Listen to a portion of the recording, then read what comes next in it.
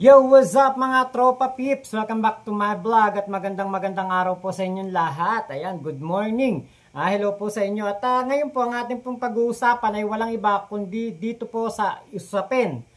Usapin patungkol kay Christopher Lawrence Tesoro Go. Ayan, ako medyo, alam nyo naman, medyo mainit ngayon na pinag-uusapan ng patungkol dito sa ating kagalang-galang na senador, Bongo. Kasi ito pong si Bongo, meron pong naging pahayag doon po sa Senate hearing patungkol po sa mga flood control project na mga palpak o kung hindi man ay ghost project. At kinumpronta niya itong si Sara Diskaya. So para po magkaroon tayo ng ideya, ito po yung video, panoorin niyo po, maikli lang po ito.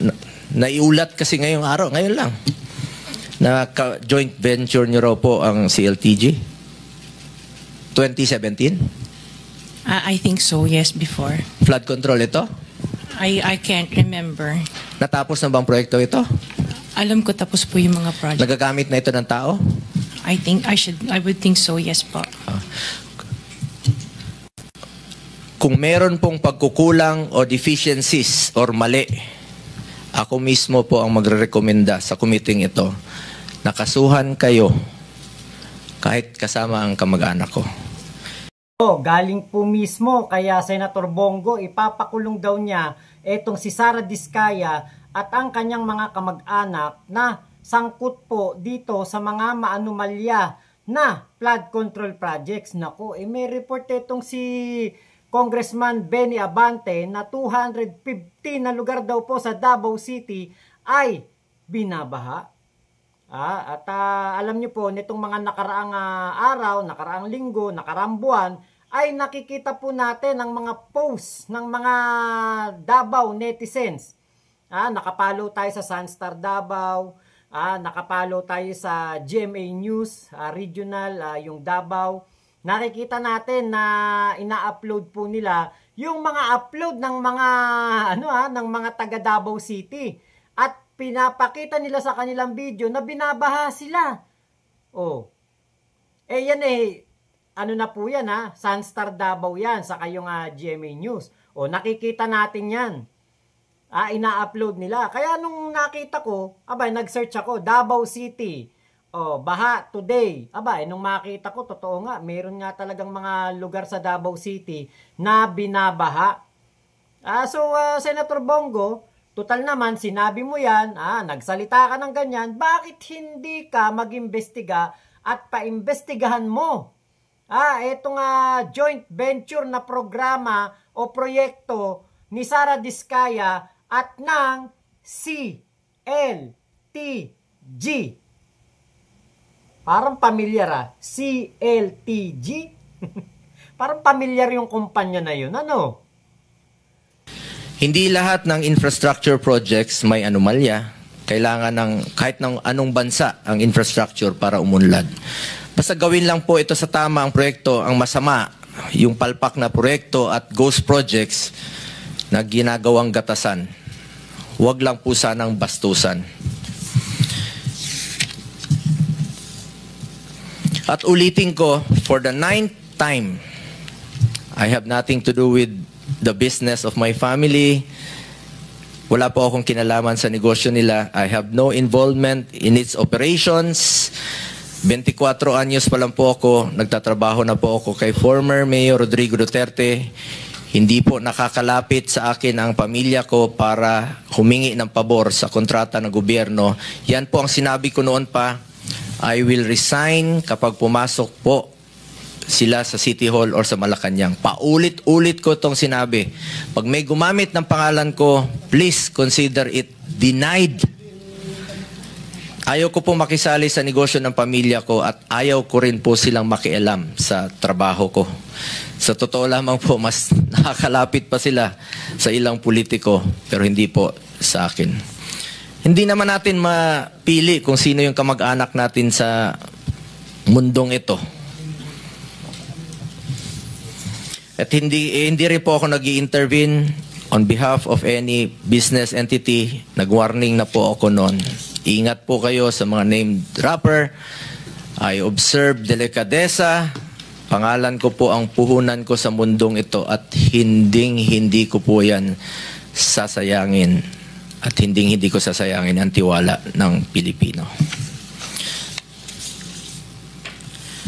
If meron pong deficiencies at meron silang pagkukulang, ako mismo po ang magre-rekomenda sa committee ito na kasuhan sila. Kahit kamag-anak ko, kahit involved sa kahit na anuman pong pagkakamali, kasuhan niyo po sila. I am for accountability. Ayoko po ng kalokohan kahit kailan. Pero lahat po ng bansa kailangan ng infrastructure for development. Huwag lang bastusan at huwag lang pong gawing gatasan. Tulad ng LCAC, kailangan ng development sa bundok noong panahon ni former President Duterte. Naging incentives po ito na magkaroon ng proyekto yung mga barangay at marami na po ang naging insurgency free sa ilang region due to incentive sa barangay. Maganda po yun. Pero kapag nahaluan ng korupsyon, ayaw namin yan. At sino naman po ang aamin? Di ba? Sino naman ang aamin? Oh, di ba? Walang aminan, walang aamin, walang aminan. Hindi tayo aamin, hindi tayo magsasalita. Syempre, di ba? Pero magtataka ka. Bakit ipapangalan ng tatay ni Bongo na si Desiderio Go ang negosyo nila na CLTG? Christopher Lawrence Tesoro Go. Kapag may iba pa po yan na acronym, yung meaning ng acronym na yan. Kapag mayroon pa yung iba, kunwari, baka sabihin nila, construction, labor, and ano ba yan? Construction, labor, and training, ground. May iba pa bang kahulugan yung CLTG na yan? Ano yung coincidence? Christopher Lawrence Tesoro Go, CLTG, coincidence na yun ang pinangalan sa negosyo na ito ng pamilya ni Senator Bongo. Kasi ganito po yan. Kunwari ako, Mac Pablo, MMP. MMP Construction o MMP Company. Diba? Yan ay papangalan ko. Kasi pangalan ko yan eh. Parang wala pa akong narinig na yung ama ay pinangalan sa pangalan ng, kumbaga yung acronym ng kanyang anak, ang isang negosyo na napakalaki. Pangkaraniwan yan. Katulad dun sa amin, meron dun Halray o Halili Reyes. Yan ang alam ko, Halili Reyes yun kay Caselso kasi taga doon ako sa Bulacan. So yan yung alam ko na mga malalaking kumpanya doon sa amin. Tapos meron din doon Sanders. Alam ko yung Sanders, yung ano yan San Francisco ba? Nakalimutan ko. Basta mga ano yan mga pangalan ba ng mga mga kumbaga yung mga pangalan pinagtatabi. Kunwari, katulad nun, meron dati sa amin doon na, yung pangalan ng tindahan? Mengers. Mendoza Herona. Ganon, Mengers. Pinagtatabi para, di ba, kumpanya o negosyo ng mga pamilya. Pero, eto nga katulad nito nga kaya Bongo, kaya Desiderio Go, pinangalan yung CLTG, di ba parang ano mo na kagad yun pangalan ang puhunan, sabi ni Senator Bongo, pangalan ang puhunan niya dito sa mundong ito. So kapag binanggit mo yung CLTG, magbibid kunwari ang CLTG. Parang gets mo na no? Teka. Hindi natin to pwedeng hindi natin to pwede italo kasi CLTG. Alam na kagad kung kanino yan eh. Napakahirap po kasi na paniwalaan talaga. Napakahirap paniwalaan na ang isang Bongo ay walang kahit anuman lang na impluwensya sa kanilang negosyo o hindi man lang nagamit ang kanyang pagiging tauhan ni Digong para makakuha ng mga projects. Parang napakahirap isipin eh. Kasi nga po, 'di ba, Davao City. Kapag binanggit mo Davao City, Digong 'yan. Nakita natin kung gaano kalakas kay Digong si Bongo. Nakita natin kung gaano kalakas ang impluwensya ni Bongo sa Davao City at kay Digong. 'Di ba kapag Digong 'yan, may Bongo 'yan. Kapag Davao City 'yan, may Digong 'yan, may Bongo 'yan. 'Di ba kaya hindi mayaalis sa taong bayan na magduda na walang kinalaman si Bongo sa mga proyektong natanggap ng CLTG Corporation na pag-aari daw kuno ng kanyang ama. Kung makikita nyo po dito sa graph na ito, 2016, 2017, 2018, naku, namayagpag ang CLTG sa mga natanggap na proyekto nito sa DPWH.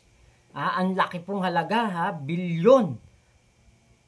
Di ba magtataka ka, teka, paano nabigyan ng ganyang kalaking kontrata o ganyang kalaki na na program o proyekto etong CLTG? Ibig sabihin, ganun pala kalaki ang kumpanya ng CLTG? Ganun kalaki ang kanilang kinikita dito sa mga proyekto sa DPWH? Wow! Di ba 2016, 2017, 2018, si Bongo ay tauhan ni Digong sa Malacanang Ang nakikita nyo po dito sa screen ninyo ngayon ay yung pong joint venture na mga projects ng CLTG at ni Sara Diskaya. Ano yun? Diba hindi alam nitong si Bongo na si Sara Diskaya at ang tatay niya ay mag-joint venture sa isang proyekto?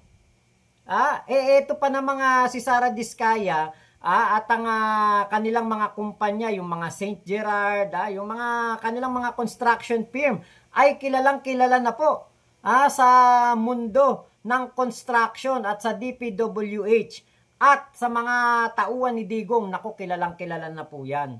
Hindi po maikakaila. Ito nga po ito yung napagtanto ko itong si Sara Diskaya, ang sabi niya, wala na daw siyang kakilala sa DPWH. Mukha nga pong nagsasabi ng totoo etong si Sara Diskaya na wala po siyang kakilala sa DPWH. Alam niyo po kung bakit? Kasi po, senador na ngayon ang dating DPWH Secretary na si Mark Villar, na noong mga panahon po ng kanyang panunungkulan as DPWH ay napakatahimik. So tama nga, totoo. Ito naman nagsasabi ng totoo si Sara Diskaya. Maaring wala na nga siyang kakilala sa DPWH kasi nga po, andyan senador na itong si Mark Villar. At ang siguro naman kilala din ni Sara Diskaya ang tatay ni Bongo kasi alangan namang makikipag-transaction ka sa isang kumpanya na hindi mo kilala kung sino may-ari at kung ano ang mga proyekto nito, kung sino tong mga taong to na makikipag-transaction ka, di ba? Parang napaka-imposible naman kasi niyan. So eto yung ating tanong ngayon. Paano iimbestigahan ng Senado si Bongo? Paano iimbestigahan ng Senado si Mark Villar? Paano iimbestigahan ng Senado si Chis Escudero? Paano iimbestigahan ng Senado si Joel Villanueva? Paano? Diba, isang malaking katanungan to na dapat masagot ng mga senador, lalong-lalo na ng head ng Blue Ribbon Committee na si Marcoleta. Paano niya tatanungin si Bongo, si Chis Escudero, si Mark Villar, at si Joel Villanueva kung ang tututukan lamang nila ay yung mga kontraktor? Diba? Paano magkakaroon ng hustisya ang kaba ng bayan kung itong mga involved ay mga senador? Di ba po, kaya po, nako, isang malaking flop etong hearing sa Senado na to. Isa tong malaking, para sa akin ay isang malaking kagaguhan. Dahil nga po, anak naman ng teteng, sino ba naman ang mag-iimbestiga sa kasama mo, kaalyado mo, kaibigan mo, kakampi mo sa Senado? Diba? Paano mo imbestigahan yan? Kaya mabuti pa, ihinto na po ito ng Senate Blue Ribbon Committee ang pag-iimbestiga dito po sa mga kaso ng flood control project anomalies at dito po sa mga contractor at mga politiko. Dahil nga po, napakahirap imbestigahan ang isang tao nakakilala mo, kasama mo, halos araw-araw kayo nagkikita sa Senate. Diba? Paano mo yan imbestigahan? Yun ang tanong natin kay Marcoleta. Kaya Senator Bongo, good luck sa CLTG mo at more power. O yan, kumpanya pala ng tatay niya yan, hindi kanya. So yun lamang po, maraming salamat sa pagsama niyo sa vlog ko na ito. Ingat po kayo, nasan mang panig kayo ng mundo. Mama chup chup, love you. God bless us all, Pilipinas. God first.